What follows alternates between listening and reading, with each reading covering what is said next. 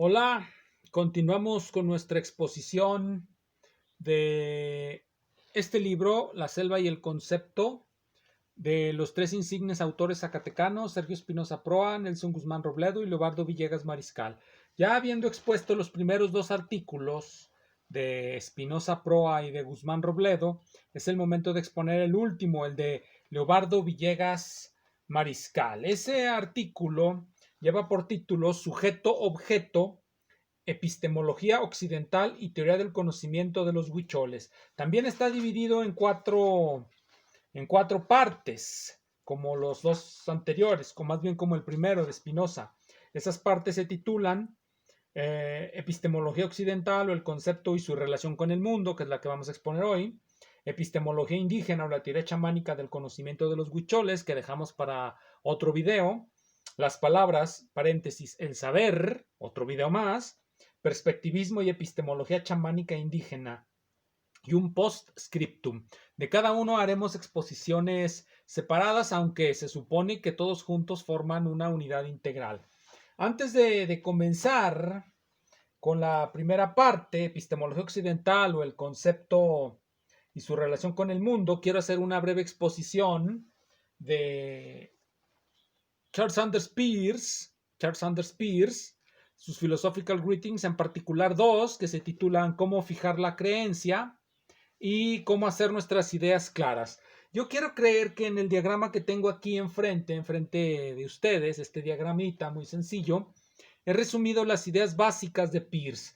En realidad, este diagrama es constantemente, es una reiteración. Aquí en esta parte es una parte del diagrama, esto es lo que sigue, y así sigue reiteradamente hacia adelante y hacia atrás, porque es una sucesión que se supone reconstruye lo que acontece en los seres humanos de manera cotidiana. Podemos comenzar aquí, en esto que yo llamo hábito. ¿Qué es un hábito sino un conjunto de creencias ya establecidas en nuestra mente y que se vuelven reglas de acción que no cuestionamos? ¿En qué momento llegamos a cuestionar esas reglas de acción? Bueno, cuando nos conducen a un error. Si un hábito, es decir, una regla de acción basada en una creencia, nos conduce a un error, surge una duda con respecto a nuestras creencias. Pero también puede no surgir la duda. Si surge la duda, nos vamos por este camino. Si no surge la duda, nos vamos por este otro, que es reiterar nuestras creencias que han fracasado. Eso se denomina un vicio. ¿Por qué? Tengan en mente el ejemplo del alcohólico. El alcohólico sabe, en determinado momento su cuerpo ya no podrá contener el alcohol, su hígado estallará, y sin embargo insiste en sus hábitos equivocados. Por eso lo conducen al error y él, en lugar de rectificar, sigue cayendo en ese hábito y eso le llamamos un vicio. Cuando no tenemos una conducta viciosa, la duda que nos asalta por haber cometido un error debido a nuestras creencias nos lleva a cuestionar esas creencias y a generar maneras de salir de ello.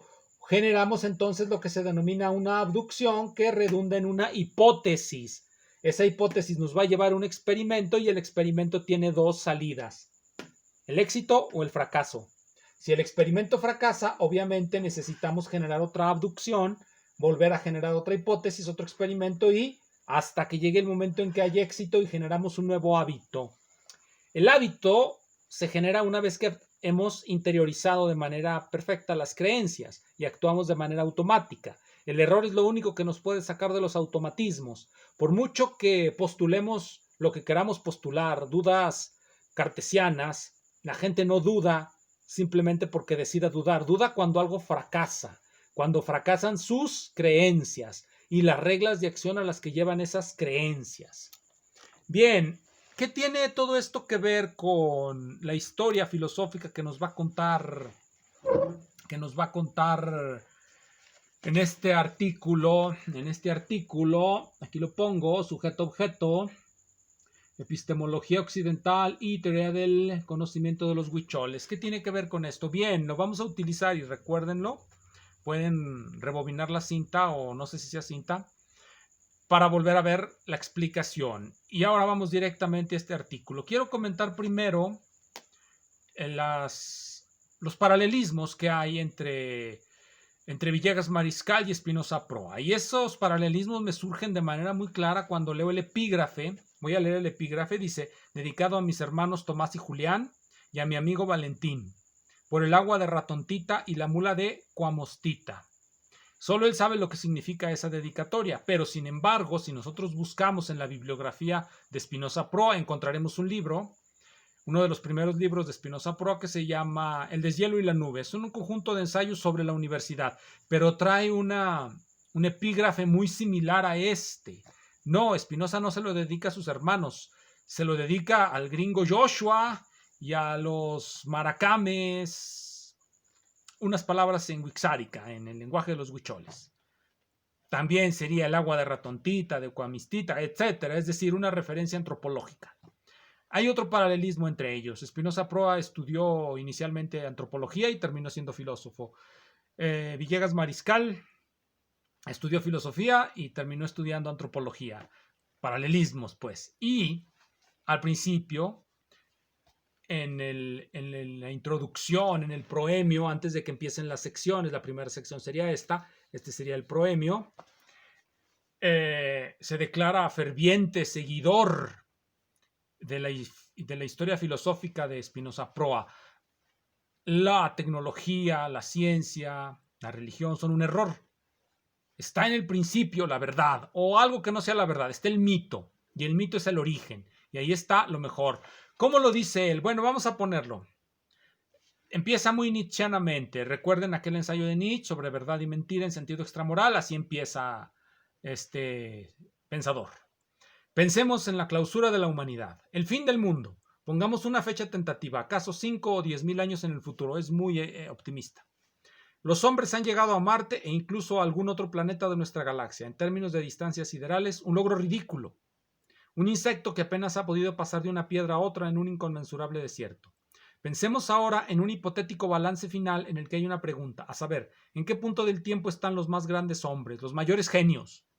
En mi opinión, los trogloditas que nos sacaron de la animalidad, que domesticaron el fuego, que descubrieron la agricultura, que inventaron la rueda, que utilizaron los primeros utensilios, serán los merecedores de los más altos honores. Antes los brujos que los matemáticos, antes los cazadores que los astronautas, antes las flechas y los arcos que las computadoras. Primero el inicio y luego el fin. No sé si crea que es un estilo literario muy refinado. Lo que es una declaración de que se aviene a la historia filosófica que nos platicó Espinosa Proa y que estuvimos comentando en las ocasiones anteriores. Los trogloditas que inventaron el concepto, le faltó decir. No lo dijo porque él está de acuerdo con Espinosa en que la invención del concepto es un error.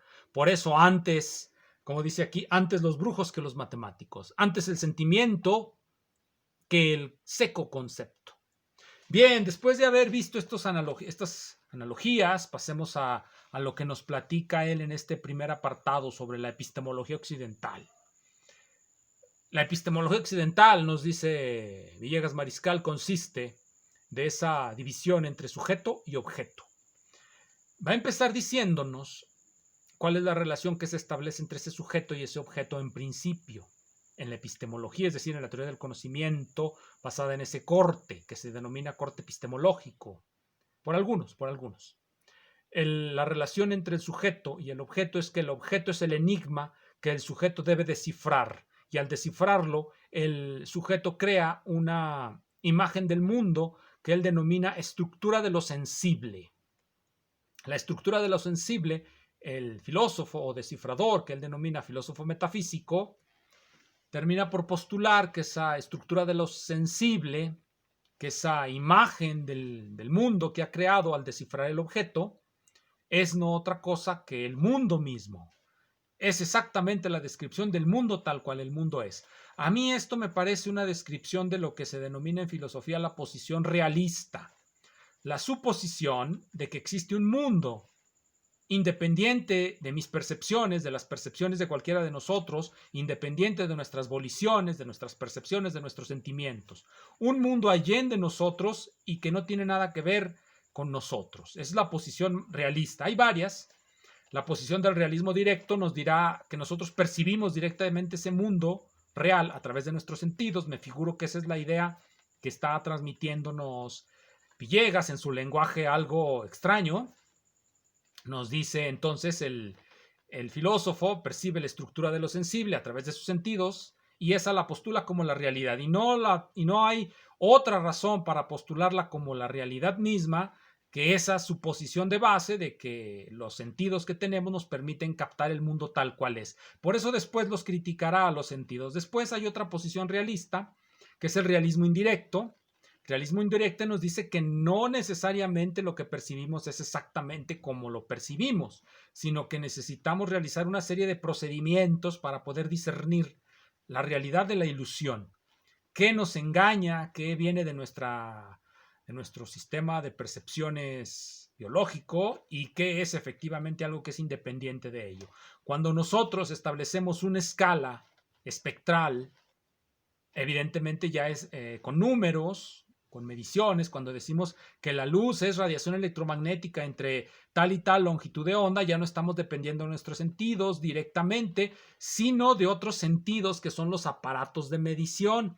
Los aparatos de medición obviamente no dependen de nuestra biología, sino de los resultados que tengamos acerca del mundo real. Esto no lo discute Villegas porque, como no distinguió entre realismo directo e indirecto, pues bueno. Entonces, yo le voy a llamar realismo directo a la posición que él dice que tienen los filósofos metafísicos. Esos que postulan que la estructura de lo sensible, él introduce algo que llama la estructura de lo sensible, que ya dije es la imagen del mundo. Cuando descifran el objeto, tienen esa imagen del mundo y por lo tanto dicen que ese es el mundo tal cual es. Y lo dicen porque tienen de base esa hipótesis de que nuestros sentidos perciben el mundo tal cual es. Inmediatamente interpone a Nietzsche en la discusión. Inmediatamente sale Nietzsche. Tiene que salir Nietzsche. Nietzsche es, bueno, para ellos es la verdad en persona. Sale Nietzsche y nos dice, no, todo es perspectiva, todo es perspectiva. Está muy bien, todo es perspectivismo, lo que tú percibes es tan válido como lo que percibe aquel, etcétera, etcétera. Eso es lo que nos va a decir. Todavía estamos en la idea que él tiene del filósofo metafísico como aquel que percibe de manera directa lo real y lo postula como lo real. Bien, después de hacer esta interjección de Nietzsche, nos va a platicar de dos bandos que hay en filosofía, dos bandos irreductibles, aquellos que creen que han descifrado el mundo, los realistas directos, y aquellos relativistas que sostienen que el mundo no se puede conocer, son los relativistas. Y como el mundo no se puede conocer, de algún modo, en algún punto da un salto y nos dice que hay una pluralidad de mundos. Vuelve sobre la idea del perspectivismo. El mundo no se puede conocer, entonces él salta de inmediato a esa conclusión. Hay una pluralidad de mundos. Puede haber muchas conclusiones al respecto. No abundaremos sobre eso. Seguiremos sobre lo que él nos ha dicho. Después viene Hegel. Después de esta gran divisoria entre los que dicen que han descubierto el mundo, los realistas directos, ¿dónde quedaron los indirectos? No lo sé, bueno. Y los relativistas o escépticos. Ya alguna vez dije que escéptico significa científico en nuestros días. O bien aquellos que postulan que el mundo no se puede conocer de ninguna manera y que por lo tanto hay muchos mundos. Tantos cuantos gente postule que haya mundos, tantos cuantos filósofos lo pueda haber. Muchas estructuras de lo sensible. Luego viene Hegel y vamos a empezar a construir historias filosóficas. Una historia filosófica es una narrativa teleológica en donde todo lo que ocurre porque va orientado a un fin. Eso es lo que se denomina historia teleológica. Interpretamos todos los eventos como dirigidos a un fin. Esa es, y de así debemos entender la idea de historia teleológica. Hegel, nos vuelve a contar Villegas, descubre, cuando analiza la historia de la filosofía, que ha venido siendo interpretada como un conjunto de posturas diferentes en conflicto. Hegel, nos dice Villegas, descubre algo maravilloso, hace un descubrimiento último, definitivo de la realidad, y por eso se ha vuelto, bueno, el gran dios de todos estos señores. Ese descubrimiento definitivo es que existe una racionalidad en la historia y que esa racionalidad histórica lleva a que todas las filosofías sean momentos estructurados y estructurantes del fin de la filosofía, que es Hegel. todo se ordena en el universo y en la historia, el movimiento de los astros, la presión de la atmósfera, la precipitación pluvial anual de Alemania. Todo conspira para que surja ahí un cerebro superior que va a develar la estructura de lo real. Hegel. De lo real humano. Hegel. La historia tiene un final, una finalidad, y esa finalidad queda, bueno, Hegel finaliza la historia de la filosofía. Y todos sus seguidores se lo creen. Marx va a decir que no fue Hegel, que va a ser el sujeto histórico del proletariado el que lo va a lograr, pero los hegelianos creen que es Hegel. Hegel es el fin de la historia filosófica. Bien, aquí estamos ante un problema que han tratado muchos filósofos, y es el problema de la racionalidad en la historia. ¿Qué quiero decir con racionalidad en la historia? Las sucesivas etapas históricas realmente llevan a un fin. ¿Cómo podríamos saber que realmente llevan a un fin? ¿O es solamente un postulado metafísico? Lo que plantea al principio, el esquema de Peirce, nos da una idea de cómo hacer nuestras ideas claras. No podemos caer en la especulación desbordada. Si nosotros sostenemos que la historia tiene un fin, debemos ofrecer pruebas. Al menos Kant se imaginaba que él, con su signo prognosticum, diagnosticum, etcétera, de su filosofía de la historia, se imaginaba que podía explicarnos por qué la Revolución Francesa nos indicaba una direccionalidad de la historia. Al menos él pensaba que podía encontrar un elemento empírico para normar nuestras especulaciones. Aquí estos compañeros, pues en realidad todo como se hace en la vulgata marxista, se acomoda todo para que parezca que el proletariado, la lucha de clases y todo realmente explican algo. Pero bueno, la estructura del razonamiento de Peirce nos permite avanzar paso a paso, reflexionando sobre nuestras acciones, dándonos cuenta de lo que acontece en base a nuestros errores. Si no aceptamos el error y buscamos hipótesis ad hoc, sencillamente no queremos aprender. Queremos mantenernos en nuestros hábitos y en nuestros errores. Eso es lo que sucede con muchos filósofos teleológicos que encuentran en alguien, sea Nietzsche, sea Hegel, y caen en vértigos argumentales constantes. Bien, eso nos platica Villegas. Hegel descubre que la historia tiene una finalidad. El espíritu. El espíritu. Después nos va a platicar él simple y sencillamente que pues, no funcionó muy bien.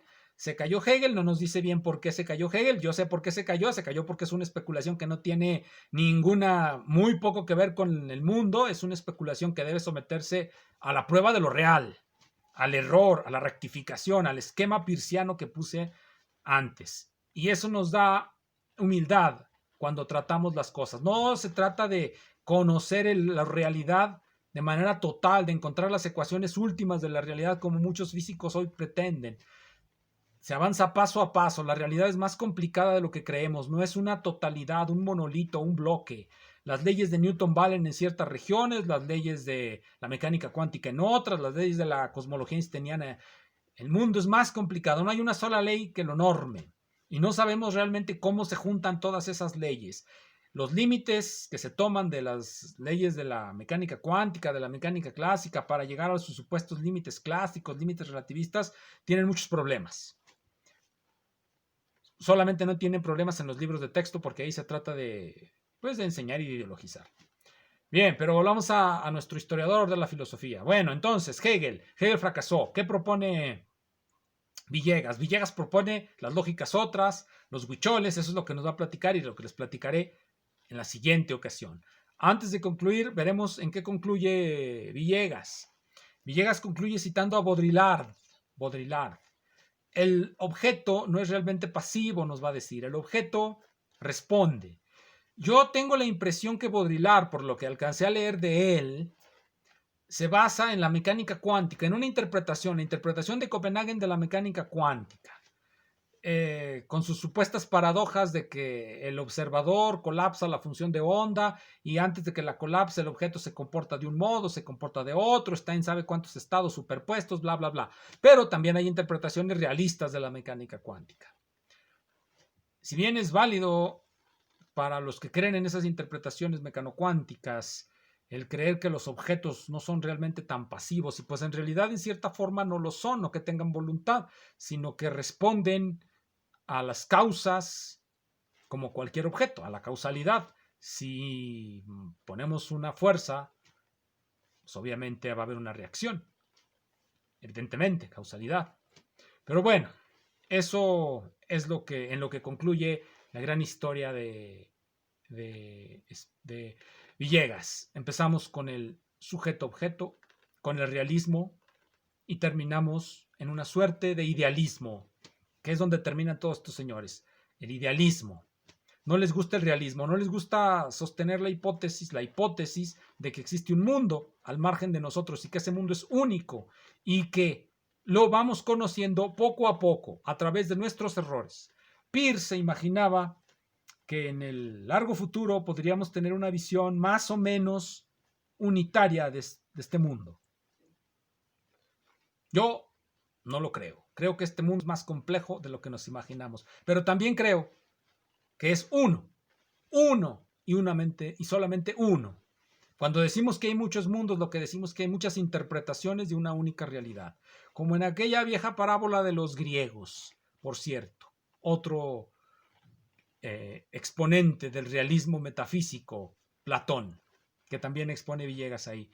Ese realismo, pero Platón es realista indirecto, porque él no supone que nosotros podamos percibir la realidad con nuestros sentidos, la percibimos con nuestra inteligibilidad, con nuestra inteligencia. Los arquetipos platónicos se perciben pues con la inteligencia. Bien, nos vemos para la otra.